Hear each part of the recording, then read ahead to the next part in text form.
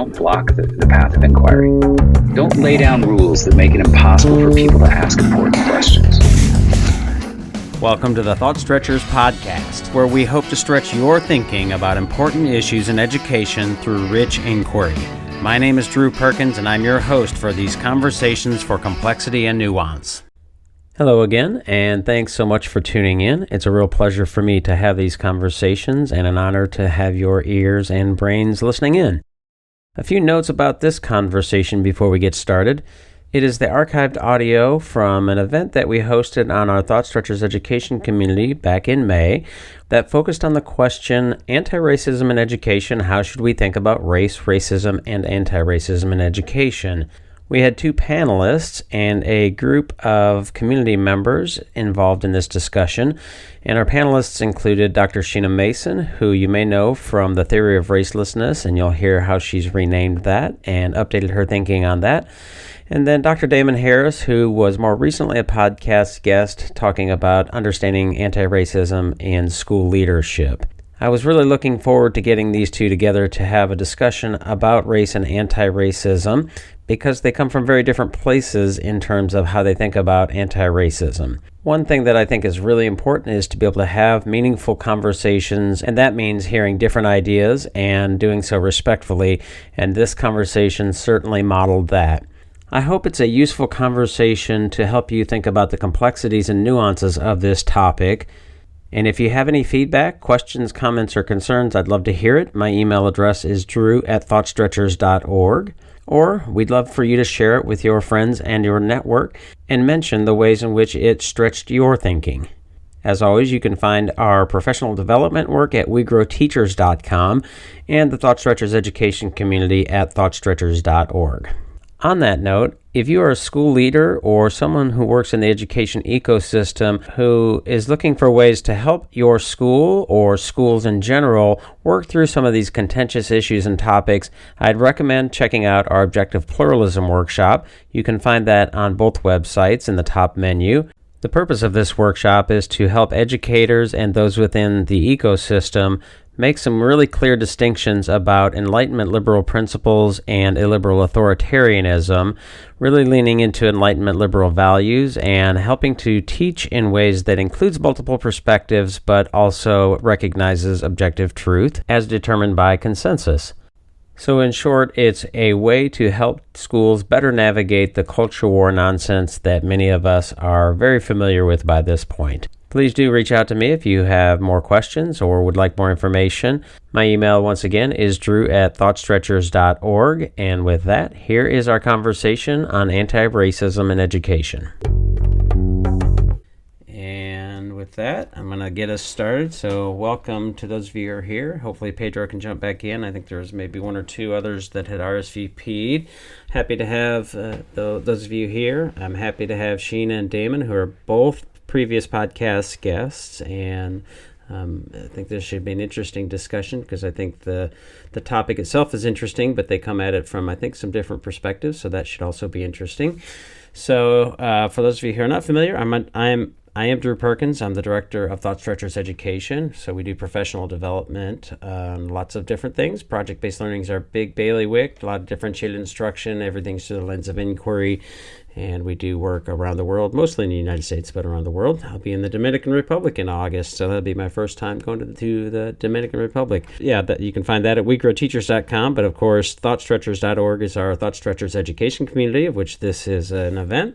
And the idea there is to provide places for better conversations and help educators think more deeply with some complexity and nuance. So, with all of that said, want to give our esteemed guests, Dr. Sheena Mason and Dr. Damon Harris, an opportunity to introduce themselves and kind of give a little bit of background. We'll dive into their work a little bit more and some of the main questions.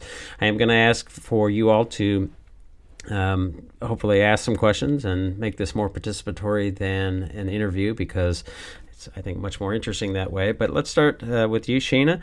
If you want to introduce yourself and give a quick sort of elevator pitch for the work and what you're doing and where you work and all those good things. Thanks so much, Drew. It's good to see some familiar faces and always good to meet some new folks. I'm Sheena Mason. I'm an assistant professor in English at SUNY Oneonta in Central New York State. I earned my PhD in English from Howard University, and I specialize in Caribbean, African American, and American literature and philosophy of race. I arrived at this destination largely because of my interest in understanding everything as it pertains to race in the American context. When I was an undergraduate, a smooth 20 years ago, I was obsessed with understanding at that time what was thought to be authentic ways of being Black and also representative ways of being Black. Intuitively, I understood and recognized that there was a gap between these ideas of authenticity and representation as it pertains to getting racialized as Black and the actual reality of people who get racialized as Black. And I also wanted to participate in what I saw as a project of ending anti-Black racism, as I understood the writers and figures that I studied across time were participating in that very cause themselves. And at this current stage, I have a book coming out on October 1st called The Raceless Anti-Racist. In that book, I present a framework, a lens, a worldview that has rules, tools, language, philosophies of race, you name it, that I contend can help us actually achieve a future without this thing called anti-Black racism. Oh, and a fun fact, I am a mom of 4-year-old triplets. I have 2 boys who are identical twins and a girl who is the princess of the house. And also my wife is here. Yeah, she's hiding out there down at least in my bottom left corner. She likes to be incognito from my experience, but maybe we can get her to turn her camera on. I'll probably stay incognito, but nice to meet you. And so Sheena has been gracious to join us, even though one of those babies, I think that you said your daughter is not feeling well today, and so we know what that's like if we have kids. So thanks for that. So Dr. Damon Harris, why don't we do the same for you? All right. Good evening, family. My name is Damon Harris. During the day, my day job is the manager of higher education partnerships and the professional development schools program in Anne Arundel County, Maryland. This is year 28 in public education for me. My superhero, mostly elementary, there's some adjunct stuff and some public speaking and the like, but mostly as an elementary teacher, principal, that sort of thing. My superhero alter ego in the evenings is I am the co-director of the Bond Project. It is a nonprofit that supports Black and brown men in education, specifically efforts to recruit, retain, develop, and empower folks who look like me. What brought me here is I am the author of The Anti-Racist School Leader and What to Know, Say, and Do. You can find that on wherever you get your books. You can find that now. I appreciate that. And it is a guidebook of sorts to the conversations that extend the conversations that I've had when I talk to different groups of folks at the school level, the district level, and some community members who say, we've seen the wrongdoing for decades. We know that there are disparate outcomes that are affecting our kids, but we don't know what to do about it, where we go, how do we reorient our organization. And this book presents some first steps in that effort. Gotcha. Well, since we have a small crowd here, Samantha, if you don't mind unmuting and just kind of giving just a quick synopsis of who you are and what you do. Hi there. So my name is Sam Forbes. I am I'm a healthcare and humanities consultant. And I'm very interested in anti-racism and the various different philosophies and approaches that are sort of coming up because I feel that the previous ones really haven't worked out all that well. So I'm really engaged in sort of the conversation around how to move forward and how to promote unity and humanity. And so I'm really interested in Sheena's theory. We've had a many conversations, and I'm really looking forward to this conversation. Great, thanks. Where are you located? I'm in West Hartford, Connecticut. Gotcha. Yeah. Gotcha. Thank you. Well, James has been a part of several of our conversations here, and I'm going to ask him to, I think you're still in Mexico City, if you want to unmute and say hello and kind of give a little bit of quick background so folks know who you're listening, what perspective you're listening from. Sure. I'm really eager to learn and hear from both the guests. But just my background, I've been working in anti-racist education since 1997. And have worked in a number of different situations, both on the community side and then through schools-based side. But I'm now not doing any of that. I'm working as a consultant, looking at strategic planning and leadership cohort development. But this is, of course, an issue that is essential to developing strong leaders and making sure that even everything up to our board levels in schools are aware of the issues. And I spend a lot of time in doing work in allyship. So, but I'm eager to hear you and learn from you. Thank you. All right. And Keisha, do you want to add anything here? I know you want to stay incognito, but feel free to. Sure. I work at, I'm Lakeisha Mason. I work at SUNY Oneonta, with Director of Off-Campus and Commuter Students. I deal with their housing, legal, transportation, diversity and inclusion, and anything that's really connected to off-campus and commuter students within the Oneonta and Otsego County area. Gotcha. Well, thank you. Well, let's start with a little bit more detail on both the work and the book and books of both of Sheena and Damon. Sheena, if you can kind of give maybe a bit more depth on the theory of racelessness, that's something that both of them have been podcast guests, and I think it's been maybe a year or so since you were last on with me. And Damon, I think you were on in March, looks like March, and so both of those, if you go to WeGrowTeachers.com, you can search their names and find those. But I remember first hearing about it through a YouTube video and hearing the different ways and the sort of philosophy of race, which is something I'd never heard of, and it was so unique. And I was like, I have to talk with this woman. So I had her on. But yeah, if you could just kind of give a little bit of unpacking of really that theory of racelessness and kind of the roots and basis, if you would.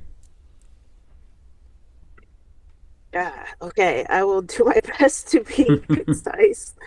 So I've renamed the theory of racelessness to actually be the Togetherness Wayfinder. And I've renamed it for a lot of reasons, including but not limited to the fact that for some people, when they hear the word racelessness, they imagine I'm saying, actually, for almost all people, when they hear the word racelessness, they imagine I'm saying something that they either like or hate.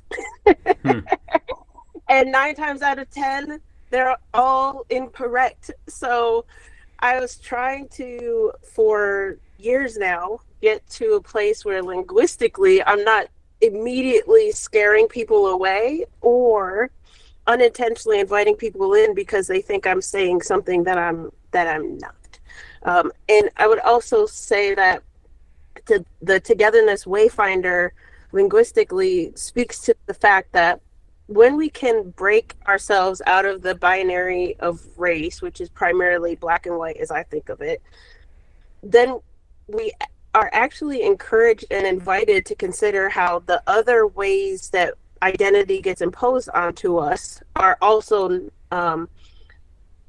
they're intended to be binaries, but the world is often more complex and complicated and nuanced than our language and our minds often allow. So togetherness wayfinding means that if we apply the rules, tools, and philosophies of the theory, we can actually get to a better, more accurate understanding as it pertains to the thing called racism and as it pertains more broadly to the thing called human. The core tenets of the Togetherness Wayfinder include the following. So racism, I define as a socially constructed system of economic and social oppression that requires the belief in human races and the practice of racialization to reinforce various power imbalances. And for folks who are unfamiliar with my work, I spell the word racism with the word race in it as opposed to the traditional spelling, to signify that interconnectedness of the thing that we call race or presume is race and the system of oppression itself. The second rule is that race is an imaginary part of the socially constructed reality of racism. Third, racialization is the process of applying an inescapable economic and social class hierarchy to humans that creates or reinforces power imbalances. 4, the belief in races and practice of racialization affect people differently. These differences serve to uphold the machinery of racism, acting as an obstacle to unification, healing, and reconciliation. 5, translation of what one means by race, including the presumed absence of race in any context, can lead to understanding and bridge making. The racelessness translator, which is the primary tool of the theory, helps people interpret race into something being said about the causes and effects of racism itself, culture, ethnicity, social class, economic class, or some combination thereof. And finally, 6th, racism does not exist everywhere in the same way and can be ended. Now, these rules are a fundamental aspect or component of the togetherness wayfinder, formerly theory of racistness. And along with these rules, like I said, I have language. Sometimes it comes in the form of changing the spelling of a traditional word, like racism, putting the word race into it. So that doesn't necessarily translate audibly. Though I think Sam and I have talked about how if I just say race and do a dramatic pause and then say ism, that might get us closer. But, you know, I'm always trying to conceptualize a different way to signify what I'm talking about here. But yeah, for now, it does what I want it to do visually. It doesn't necessarily do what I want it to do audibly. But I also talk about how instead of saying white person or black person, by changing the language to signify that racialization isn't of essence and it's not biological, but it's an external process that gets inflicted on the people, we might say something like a person who gets racialized as black or a person who gets racialized as white. And the last thing I'll emphasize too is the entire theory presents all ways of thinking about what race is and what we should do with it. I did not invent this. That is a specialization in the discipline of philosophy. As I mentioned, I'm a philosopher of race. They've identified 6 ways that people can answer those 2 questions. And the 2 philosophies of race that get left out of classrooms everywhere, whether it be in K-12 or higher education, are the philosophies that the theory or the Wayfinder works to center and help people explore the history and contemporary realities of racism to, again, put racism in its place and effectively stop the causes and effects of it. Okay, well, thank you for that. So, Damon, the book Antiracist School Leader and your work, if you can unpack that and kind of how you think about race and racism and anti-racism and some of the main themes of your work and the book itself. Sure. So I think the content of my book or the way I think about things may be a precursor to getting towards what Dr. Mason is describing. But I think about race as that belief of like that social construct of race is sort of comes with it an inherent physical or intellectual or temperamental, moral, you name it, differences, some that are better for folks of a particular race that is assigned. I think of anti-racism as something that is like an activity that's related to, particularly in the school context, looking for things that have disparate outcomes, policies and practices that have disparate outcomes on our students. And actively deconstructing those and reconstructing those. And oftentimes, the folks who are at the bottom of the good categories and the top of the bad categories are black and brown kids. So that is sort of my underlying philosophy. The way we get there is what I talk about early on in conversations with people, as being a part of the human condition. Like we are hardwired to need to be in groups. Like it's no way around that. That's the human condition. And those groups we form around identity. And so now it gets into we as a race, right? It becomes a consideration about which identities do we hold most dear, which ones do we see as most significant. Those are the ones we form groups around. And so for me, like folk, we've been socialized from the things I read and experienced. We've been socialized to believe that race is the primary characteristic. Well, I think, like Dr. Mason, believed that race was created to place people like me at the bottom as a means to exploit folks for economic and political purposes.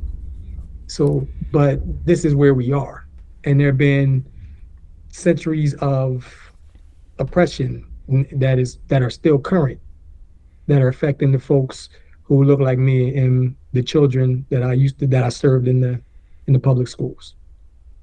And so we need to do some things about that. And so we need to understand why we form groups. And if we can get folks sort of like Dr. Mason was saying, to start thinking about our identities differently, then perhaps we can start to form, instead of that primary characteristic that folks see as their in group, being race, maybe it can be something else while they're in schools. Maybe it can be the folks in our school just being members of our school community. That's the line around which we draw our in group. But it's going to take a lot of work to get there. And how we get there as a school or a district, you first need to educate yourself and commit to the work. And you read stuff like my stuff, like Sheena's stuff, like a bunch of other people who've written about this work, this content. James, I imagine you might have, Sam. And so you first educate yourself and commit, and then you need to find your group, right? The organization in which you're working or leading, and share your vision with them and help them get them to shape your vision for where you want the organization to go. And you're going to have to develop some professional learning that'll help you get from your current state to your desired state in this work. You have to be ready for the resistance that's going to come to having conversations that are even remotely close to this. You need to be ready for that, and you need to actually encourage it, because the back and forth makes ideas stronger. You need to elevate the curriculum and instruction that is anti-oppressive and anti-racist. And along the way, before, during, and after, you need to sort of comprehensively evaluate the circumstances. And so each chapter of the book is laid out in what to know, say, and do in particular, in those particular steps along the way.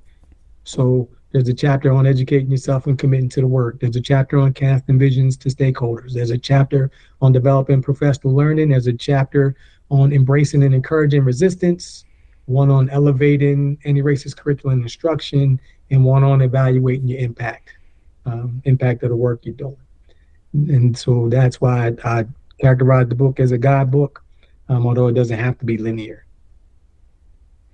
Dr. Harris, I just wanted to say that I appreciate the fact that you started out your comments by saying that in some ways you think that your work might be a precursor to mine, because the second part of my book's title is that the end of race is the future of anti-racism. And in a lot of ways, and I talk about this in the book, I talk about how I'm pushing the thought, right, of prior anti-racists going back to Frederick Douglass times, right? I'm pushing the thought of this genealogy of anti-racists to the logical ends or the logical conclusions. And in that way, I don't see us being anti-racist as being in antagonism with each other or anything of that nature. Like we are aligned in our vision of creating a future without the thing called racism. And the question, as you said, becomes how, right? I agree. And everybody belongs in the conversation. Right? And some folks say, like, hey, well, what about the folks who are saying, the air quote book ban sort of crowd in there? And I say that they are using the same principles that I'm describing, just as is just not in favor of their focus is often more on white students or more on heterosexual cisgender students, right? Like they are not, they're still using the same principles. They are saying, let me find some policies and practices that have disparate outcomes on the kids that are most closely aligned with me and my values. And if there's something that is putting them at a disadvantage from my viewpoint, then I need to organize. I need to educate myself on this topic. I need to cast the vision to the folks around me. I need to help them learn about how we're going to move together. Like all this stuff is the same. They're the same principles. So it's really about the human condition. It isn't about somebody being less moral or less intelligent or less informed. It is really about all of us having different life experiences. And so those life experiences lead us to have different beliefs. And we can't have the same beliefs or until we start having some similar experiences together. And I think that's why everybody belongs, because I need you to shape, like the folks who think they oppose what I'm saying, I need you to shape my thinking as much as I want to help shape yours. Particularly if you are people in my school community or stakeholders in the work that I'm doing, which I hope everybody is. But we can't do this at odds. We can't move together at odds. We have to move together in unison. One of the things that brings up, and David, I know we talked a bit about this when we were talking on the podcast with that episode, is what you're expressing there and what sometimes I perceive, at least, and when I work with schools on what we call objective pluralism, trying to really identify the sort of extremes of left and right, that a liberal authoritarianism that does tend to shut down those conversations based on a number of things. One of them, identity, the color of your skin. Some people may even say, I should not be hosting this conversation because of the color of my skin, right? And so, to me, that's authoritarian liberalism, and we want to try to help people understand what that is and how to that's shutting down the conversation. And I'm curious, how any of you think of that, what you see there, and James and Keisha and Samantha, by all means, unmute. Do you see that in your work? Have you seen it, out and about? How do you think about that in terms of who's allowed to speak, who's not allowed to speak, and the importance of that, and some of the things that Damon mentioned? I just want to say before we delve into that line of inquiry that one of the important points that I make in my book is that skin color is not race, right? We talk about race in the language of skin color. We talk about race in the language of phenotype more generally. But at the end of the day, we wouldn't all be arguing about race if it was skin color, if there wasn't anything else that gets attached to skin color or phenotypical aspects of humans, right? So on a fundamental level, my skin color is not black. Dr. Harris's skin color also not black, right? Drew, your skin color is not white. We talk about skin color in the language of race, white, black, mixed, beige, etc. But I think even subconsciously our minds recognize that even though we're using the language of race, we're not talking about skin color. We're talking about hierarchies, right? We're talking about power imbalances. So when Dr. Harris, when you were talking earlier about how you use the language of like people who look like you, right? People who get racialized as Black are perceived and presumed to be at the bottom of the social and economic hierarchy in American society. And as such, the category of white is perceived to be superior at the top of the hierarchy.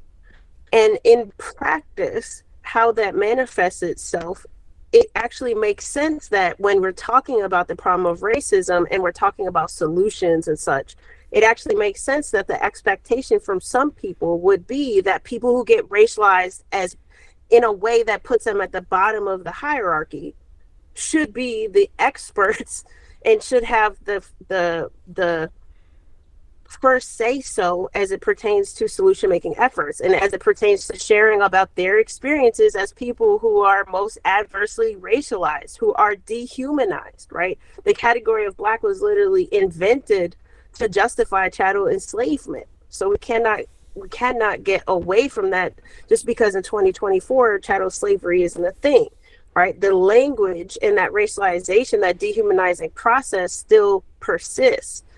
And as such, it makes sense to me that some people would insist that if you get racialized as Black in particular, that you should have the first say so.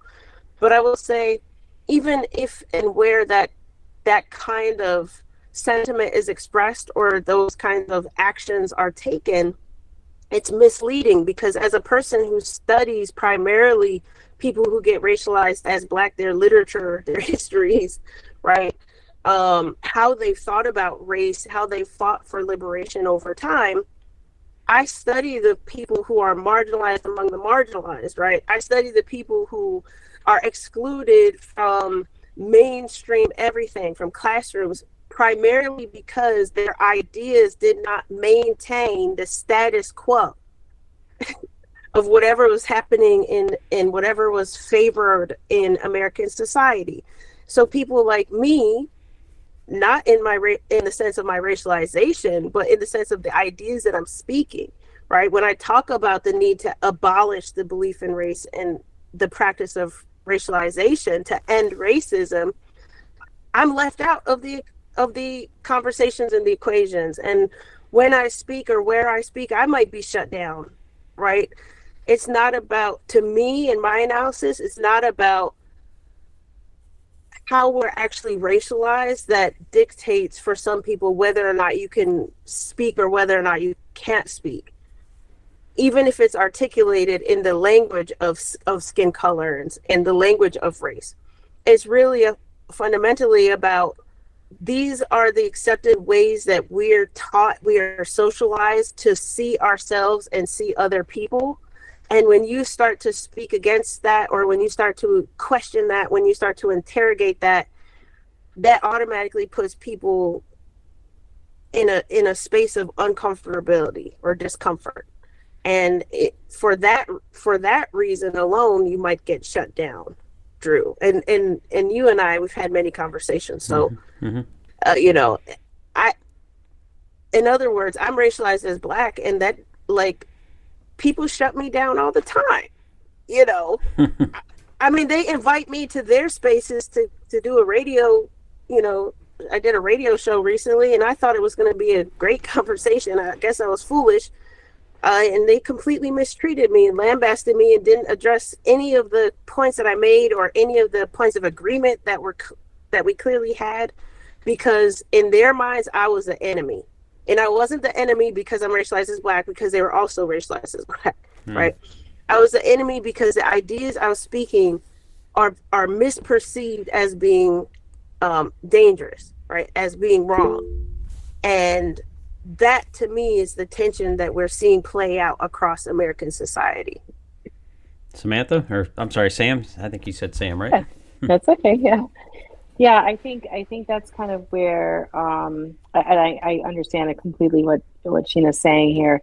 I think that once you go against the grain and once you tap into that It's because really what it is, it's about power, right? And race, the racial hierarchy has always been about power. That's the source. And I think in contemporary dialogue and conversation, we've gotten to a place where you're either anti-racist or you're, or you're racist.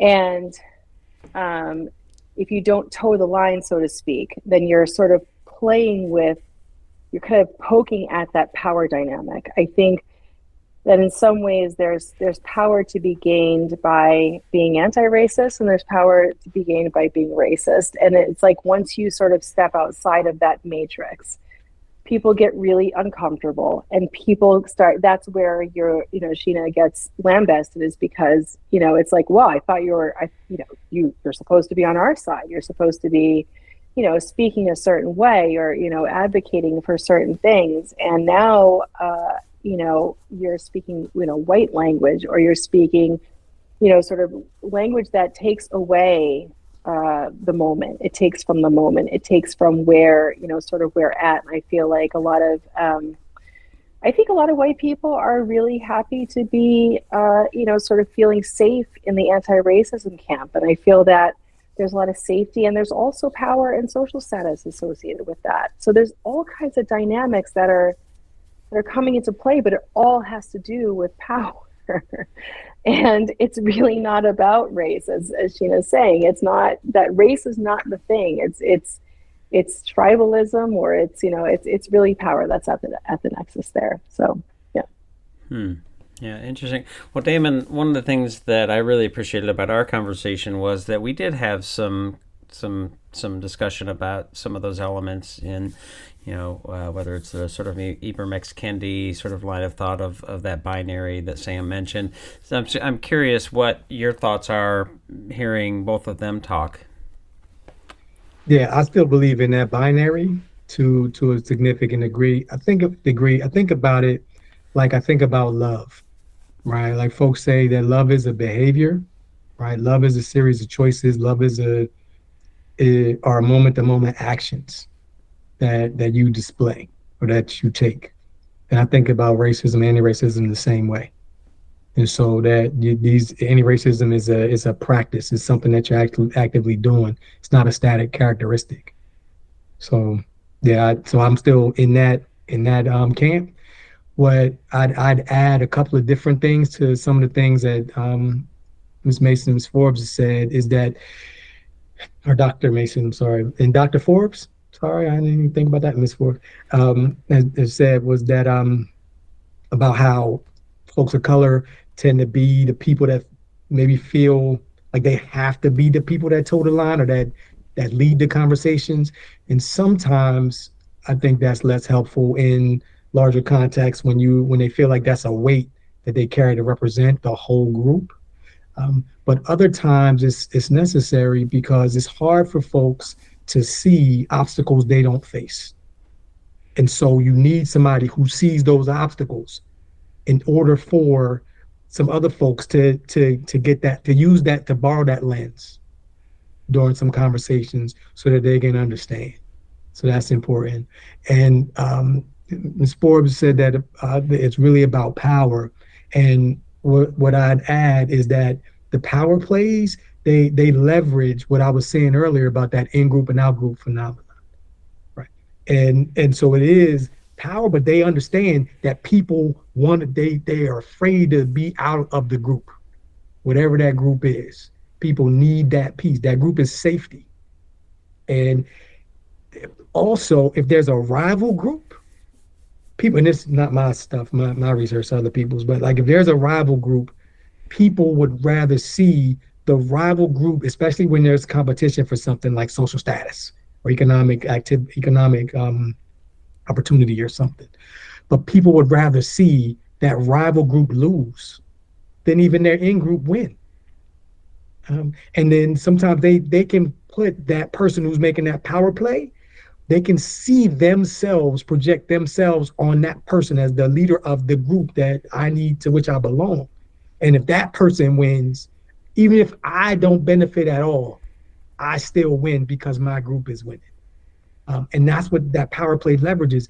And it is because we're so strongly socialized that race is that number one construct, that number one identity, that's why people find it so easy to leverage that power play, whether you're for or against racism or anti-racism stuff.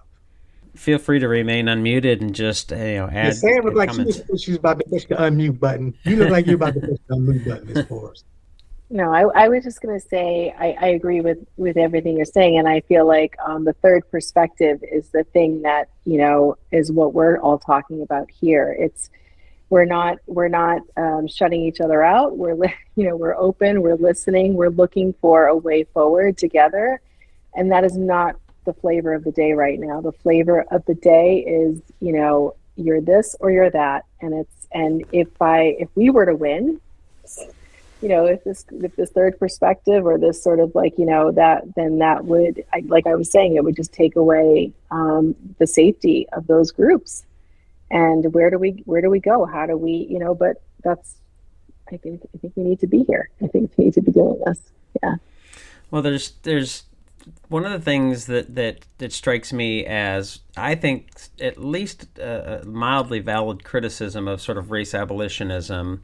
And Sheena, I'm sure you've heard this before, but it, to me, when I think about it, it's like, okay, so how do we envision a future where skin color and the associated traits of race and racialization, as you mentioned, sort of go away, right? So that they're not particularly interesting in any way that does, are those power plays, that kind of thing, the oppression and the hierarchies. And so how do we envision that going forward, but also sort of recognize where we are now and reckon with the past that brought us here?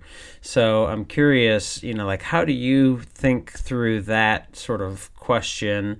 And, also, Damon, I'm curious, would you be okay with a future where skin color and race wasn't particularly interesting or, was essentially, meaningless in a sort of hierarchical kind of, frame of mind? Okay, Before you talk, Dr. Mason, before you talk, let me get my answer. Yes. No, but you. Okay, I mean that's fair, but also let me speak about abolitionism here because I don't want it to be misrepresented.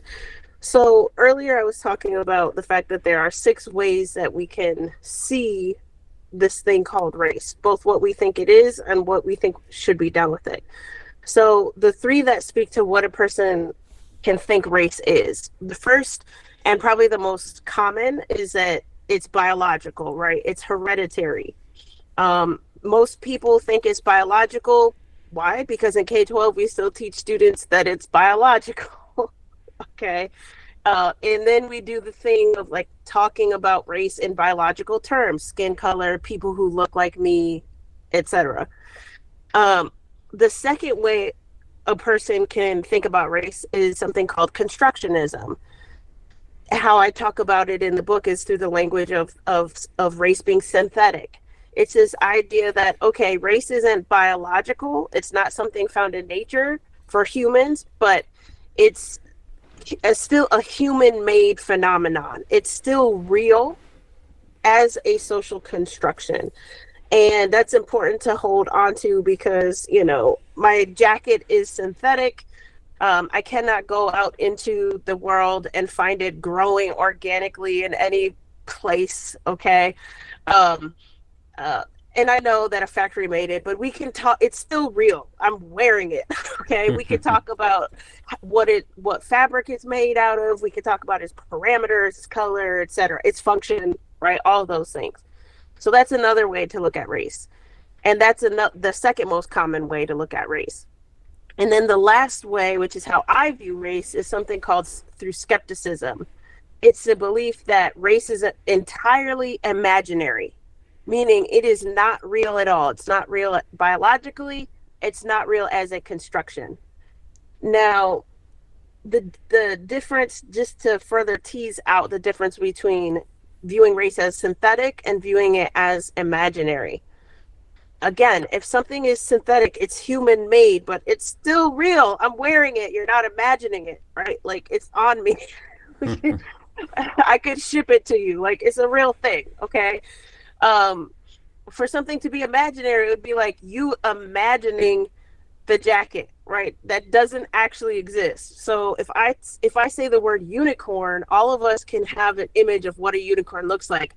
And we could talk about and probably agree on some of the key features and defining characteristics of said unicorns, right? Like, for sure, it has to have one horn, right? It's in the name, unicorn. Okay. Everything else might be up for debate, but like probably we would say it would resemble a horse, right? And probably it would have wings, it could fly, right? But what colors unicorns could be and all that other stuff, it's entirely imaginary. We could still talk about it. We could still agree on a lot of things about what a unicorn is, but it's in our minds, right? We're imagining it. Now, as for the three that speak to what a person thinks should be done with race, so one is that we should preserve it. It's something called conservationism. Most hereditary believers in race believe that we should preserve race. We should keep it. That makes sense. It's in nature, it's biological, it's something that we have to keep. The second thing we could argue should be done with race is reform it, right? Reformation, reconstruction. And actually, Dr. Harris, you used this term earlier. It was like talking about reconstructing and deconstructing. So Reconstructionism is the second most popular way that people think about race and what we should do with it. And it makes sense because since the abolitionist days, abolitionism, talking about chattel slavery, people were born into the system that they were born into. So they were born into a society that believed in race as biological indeed. And so it made sense to try to reconstruct what it meant to be racialized as Black in particular, to show the humanity of said Black people, because Blackness was, again, imagined to be outside of the human. And so the reconstruction efforts to assert humanity into the category that derive from non-humanity makes a lot of sense, right? So we tend to get pushed into reconstructionist modes. But the last philosophy of race, and this is also where I stand, is called eliminativism. I call it in my book, I talk about it in the terminology of abolition. And it's an argument that whatever race is, we should throw it into the dustbins of forgotten history, right? Now, most people who say race is synthetic, most synthetic believers are for reforming race. Most abolitionists about race are imaginary non-believers about race. But you can also say that race is a construction and find yourself an abolitionist. I was before I came into full-blown skepticism. Now, the reason why I wanted to draw all of that out is because I want to make sure we're on the same playing field here, right? The same foundation. And I want to come back to my point about how race is not phenotype. So when I imagine, first of all, you're talking to somebody who believes race is imaginary. So I already say that race doesn't exist. So there's no future where you're going to persuade me that race will exist, because it was invented in the first place. Okay, it was an illusion in the first place. It was pseudoscientific, scientific racism, all the things, right? Used to exploit labor. So there's that. But let me just play devil's advocate and say that race is synthetic. Again, for race to be phenotype, to be skin color, would be to miss the reality of what race is, even if one agrees it's a social construction, because we look at the history, we look at the invention of race as we know it in modern society, and we see that it was invented to, again, justify the hierarchies that were already on the ground. And in that way, when I imagine a future without race, even if I say, okay, race is a construction, now imagining a future without this thing called race, nothing changes except for the elimination or abolition of racism itself, right? The hierarchies that I keep talking to, the power imbalances that we keep referencing. That's the thing that goes away. To create a future without race, that's the thing we're imagining. And of course, I hear plenty of people, my students in particular, who, question the practicality or the probability of that, right? Like, but can we actually create a future without racism? That's really the question. And of course, my contention is yes, we can, right? But we have to recognize what race is and what it is not in order to be able to do that. And race is not, I can't say it enough, race is not skin color. It's not phenotype.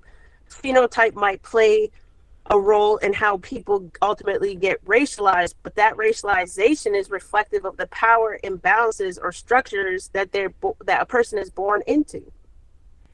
I know that was a lot, but yeah, listen. And at this point, we can't talk about this if we're not on the same foundation.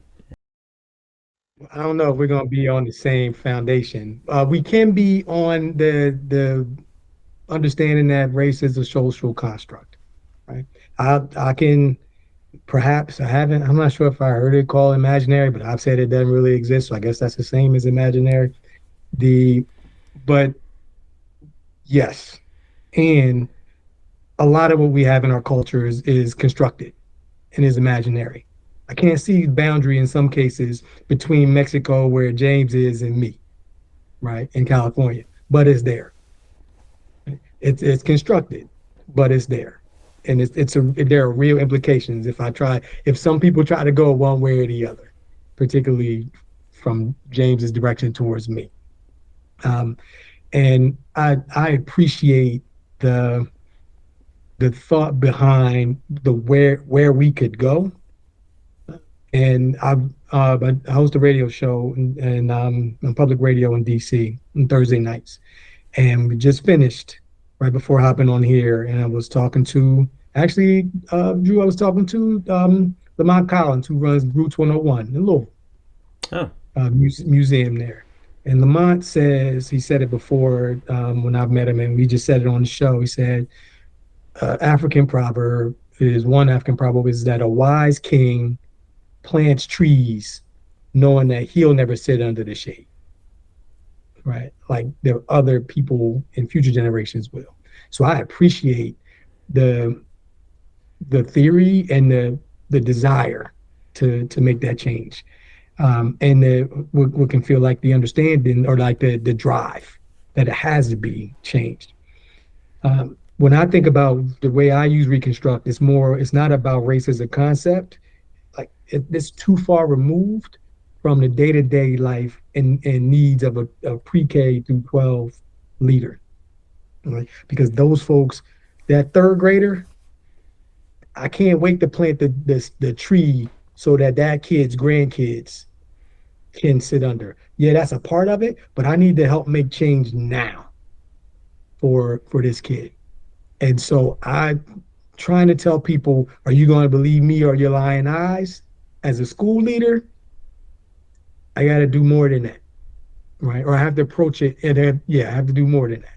And so helping them to see there are other ways to think about identity, right? There, you can still hold on to, your desire to be racialized, as Dr. Mason said it.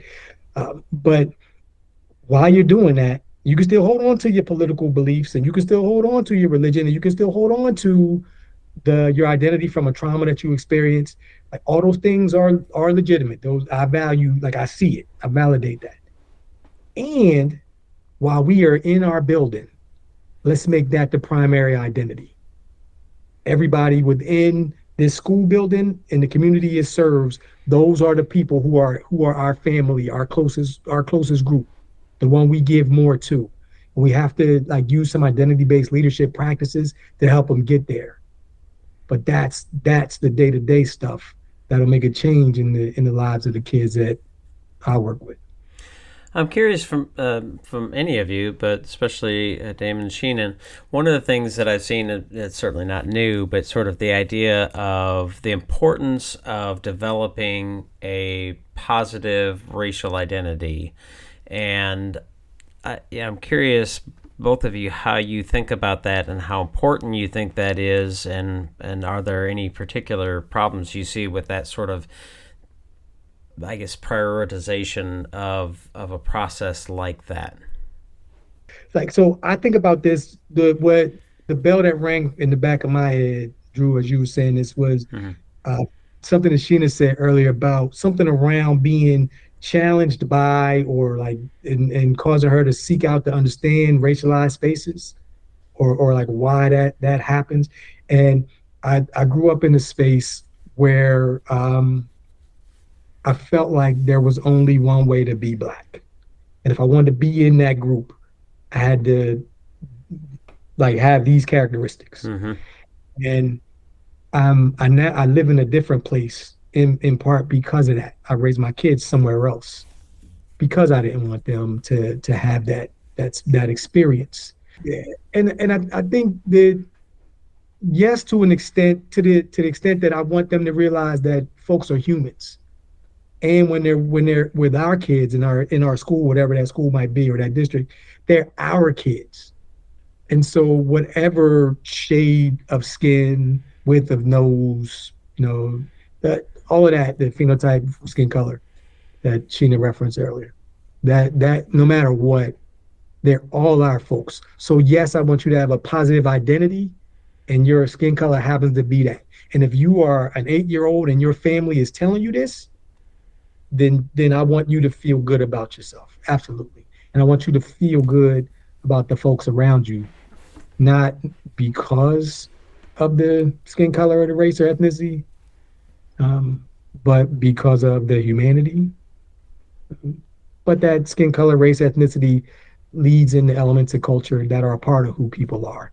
So I want to make sure we're accepting people too, and embracing the uniqueness of all of us. Sheena, how do you feel about that? Okay, so a couple of things. Kind of like you're saying, Dr. Harris, the conflation of race with culture and ethnicity, I think, is an important point. And that's why I talk about the need for racelessness translation in my book. Because sometimes, I would say oftentimes in the United States, the language of race is used to describe all of those things, especially as it pertains to people who get racialized as Black. And it's, I think, almost too easy for people who might not necessarily grow up in particular contexts to grapple with and understand and recognize all that's being communicated through that same language, right? So for some folks, to put a finer point on it, for some folks, the use of the word Black might be interpreted as a positive racial identity is trying to be constructed or whatever, but ultimately it's a positive cultural identity. It's a positive ethnic identity. And being able to translate what any of us thinks about race and what any of us means by race through the language of race becomes a necessity and prerequisite for understanding and reconciliation and healing. So I want to say that. I will also say, because of the persistence of racism, particularly anti-Black racism, in a context like American society, there is a need for folks to buttress themselves against the perniciousness of anti-Black racism. And how does one do that? By building a positive racial identity, right?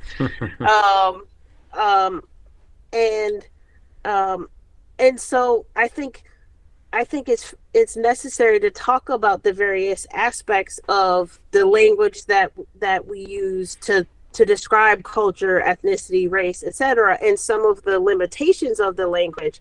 I also think we're misdirecting our focus if we're focused on those people over there need to stop building positive racial identities or something like that, because again, that attempt to build a positive racial identity is in direct response to the external environment and factors that they are facing. And as a child, a person who experienced explicit racism time and again and was deeply traumatized by the racism that I faced, I can assure you that I was grateful to have a quote unquote positive racial identity.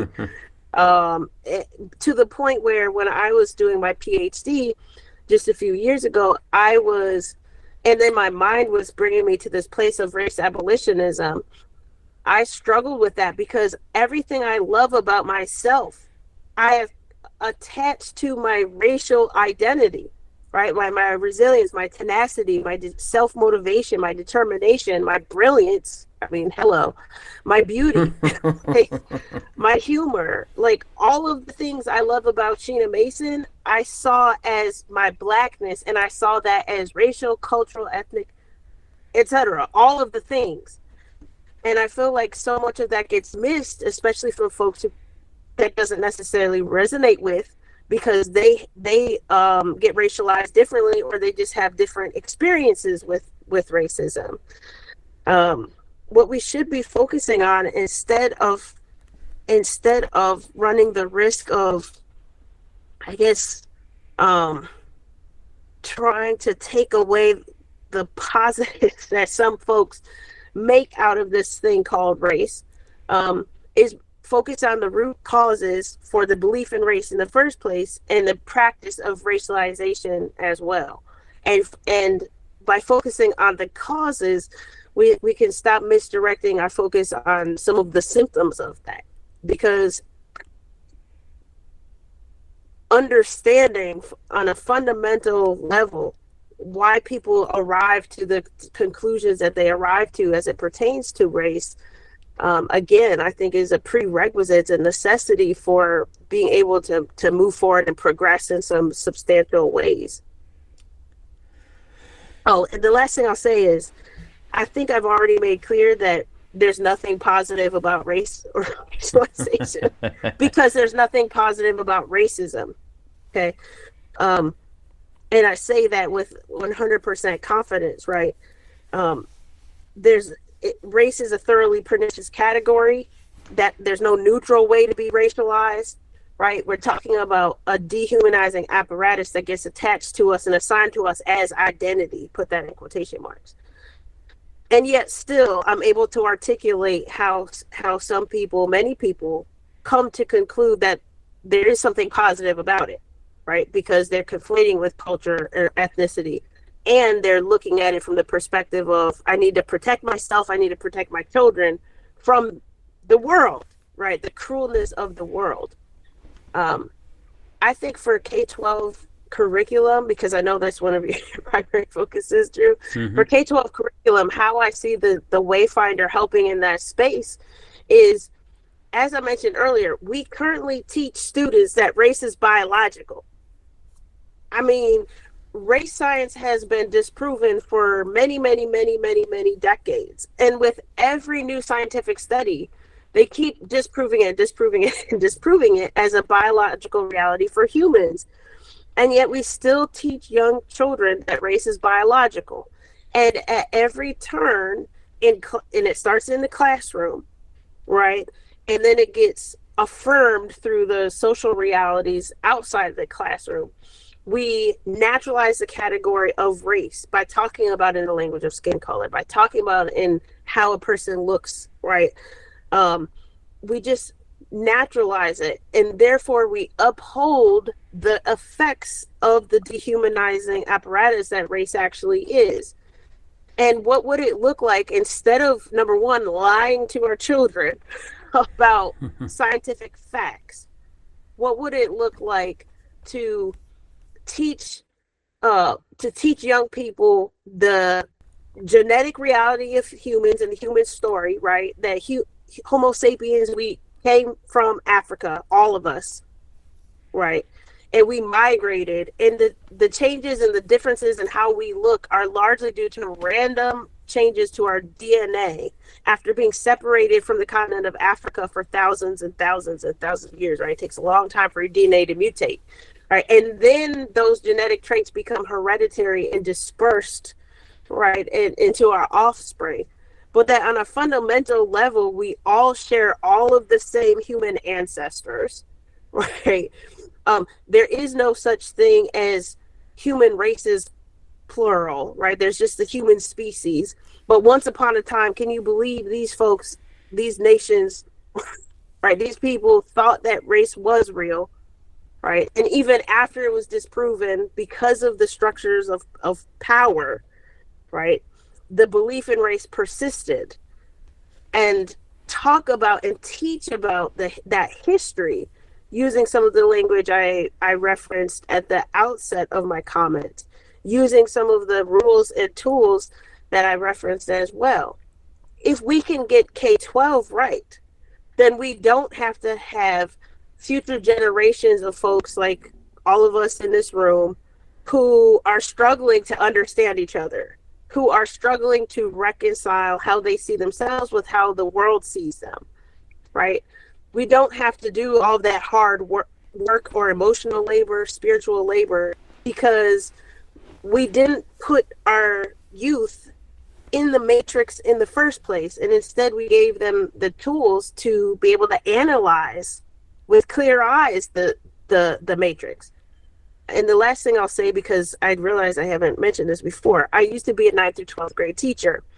And as recently as 2021, I worked with 9th through 12th graders in rural Mississippi through the Freedom Project Network.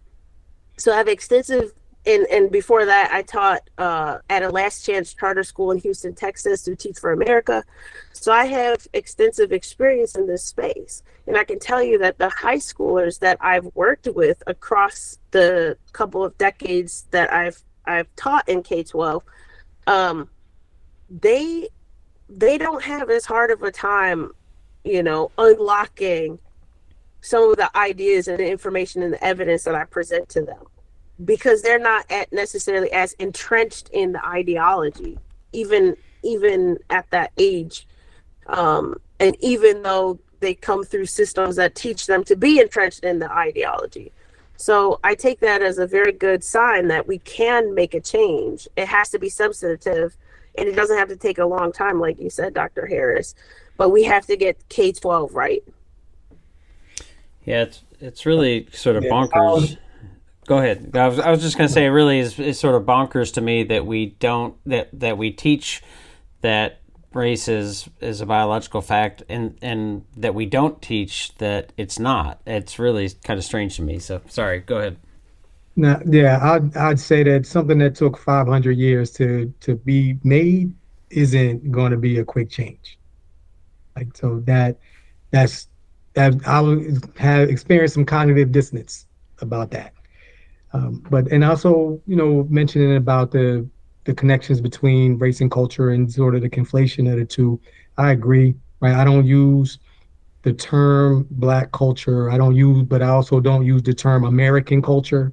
Right, that's a nationality. I don't use Ethiopian or Greek or that. Like, so, but though that's a sort of, I guess, a separate conversation. When think about the conversation the earlier part of the conversation about whether or not we teach people to be proud of their Blackness or their whiteness or however it is they look. Like, how you look is a part of who you are. And so we wouldn't tell somebody, don't be proud of the way your hair looks, right? Or don't be proud of the way your skin looks. So what we're talking about, from what I gather, is just saying that the way you look, it shouldn't be called race. You can still be proud of it. That's a hard shift for folks to make when the rest of the world is telling them something different. And you get placed in a zip code where you can buy a house based on that, or you get placed in a school based on that. But I got a couple other things to say. But Sam, I saw you put your hand up, so I'm gonna be quiet for a sec. No, actually, this is really you the two of you's forum. So I don't want to cut you out, Dr. Harris. So Yeah, you please. got it. You got it. This is thought stretchers. Yeah, so I think there's that balance of living in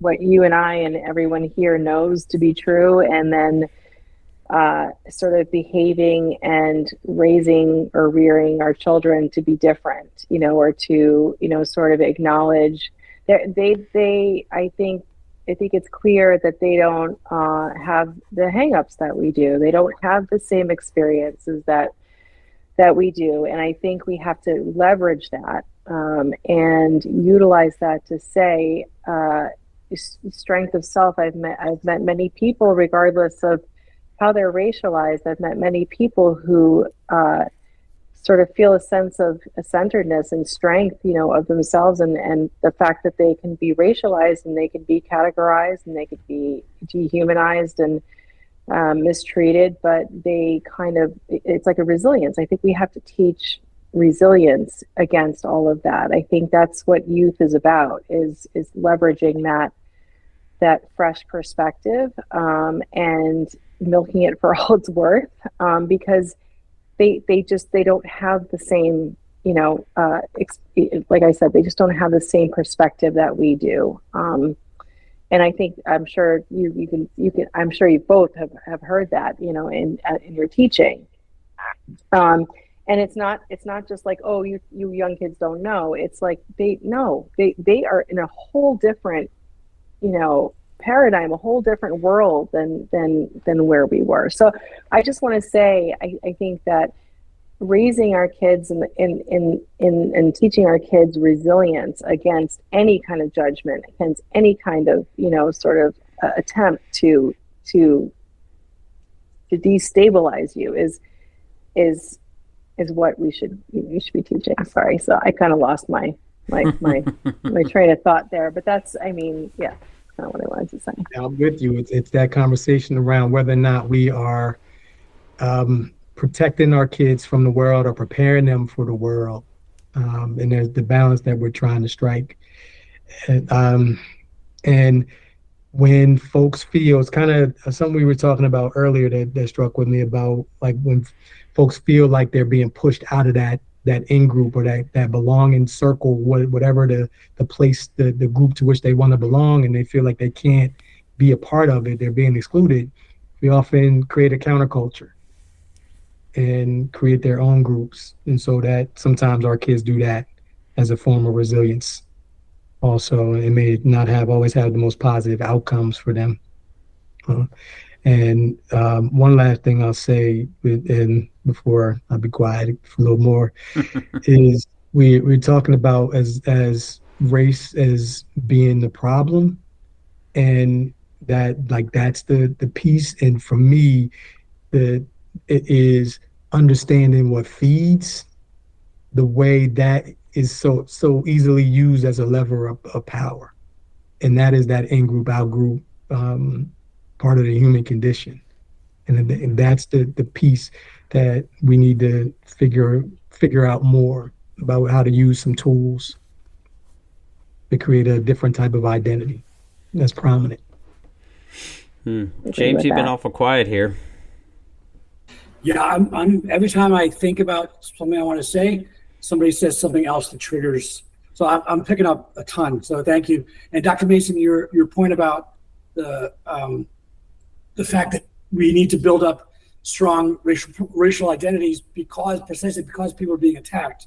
You put it in such a way that I've been trying to say that for forever, and you framed it in such a way that really gives me a great point to bring up. The only thing I just was thinking about is something that actually Sam said about with our kids, and this is not me saying this. I am citing other Black folks who have said this, so I don't want to make it that I've done this research. So I'm citing that.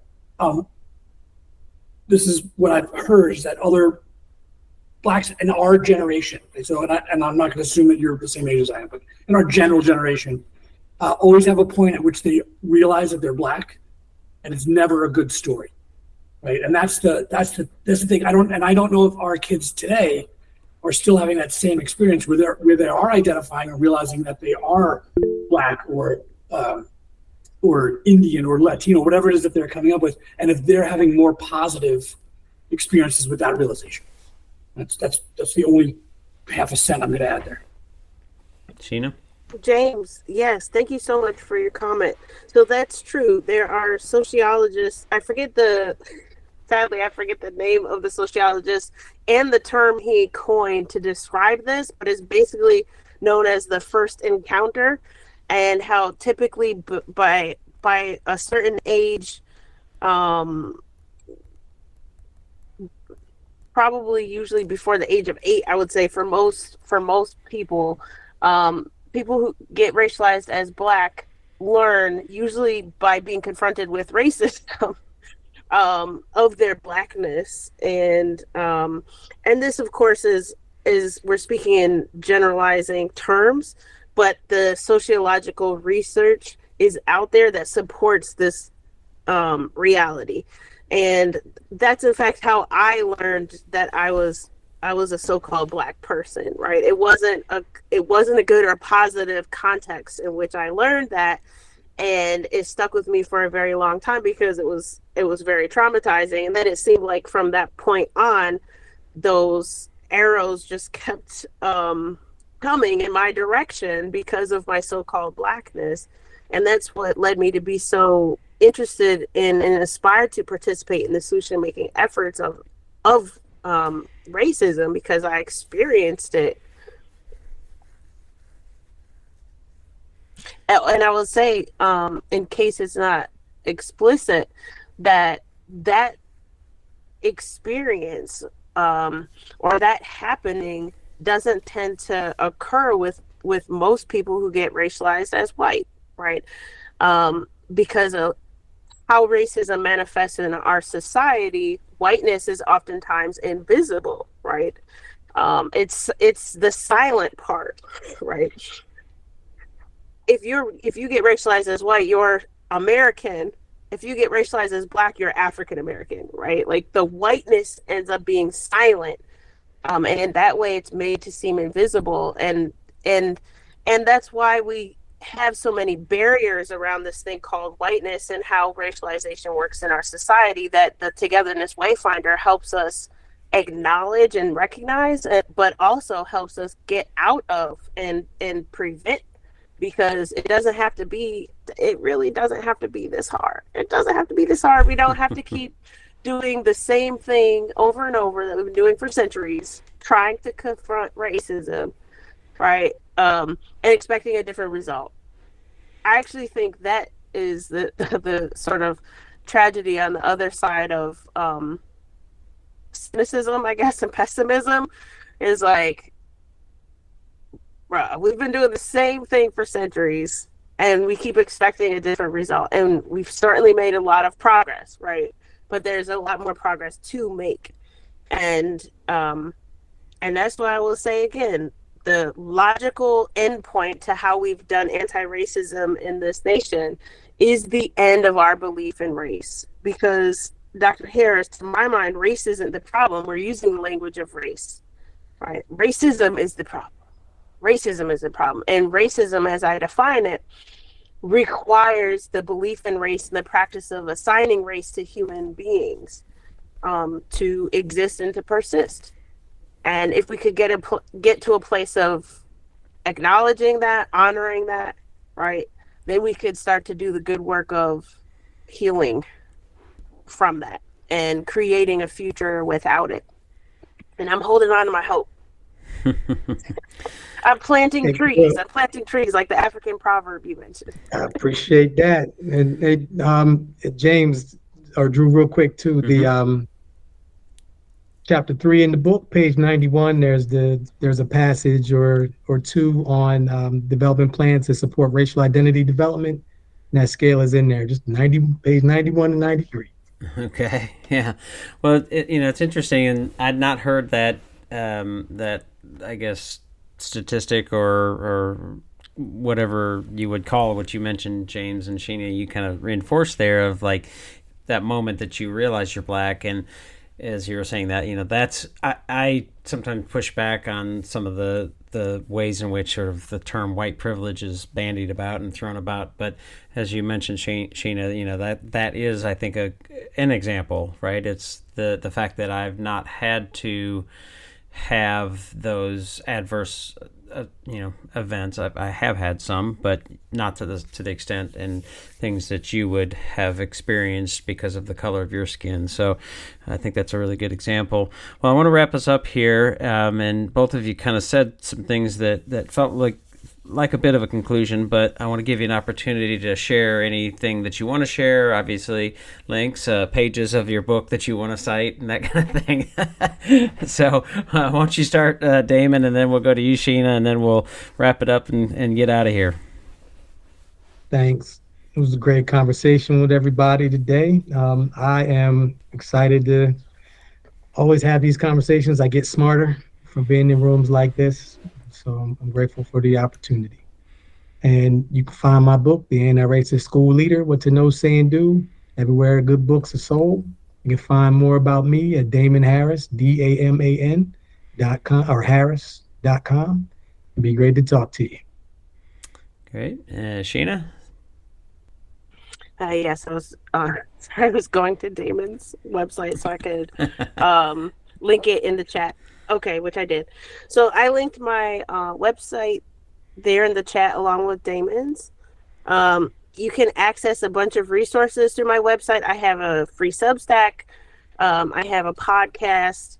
I have links to other publications, and of course my forthcoming book, which I strongly encourage and invite all of you to pre-order and engage with. If you want to email me, you can also connect with me by email through my website, theoryofracistness.org. Shout out to all of you for spending time having this conversation with us. I appreciate it.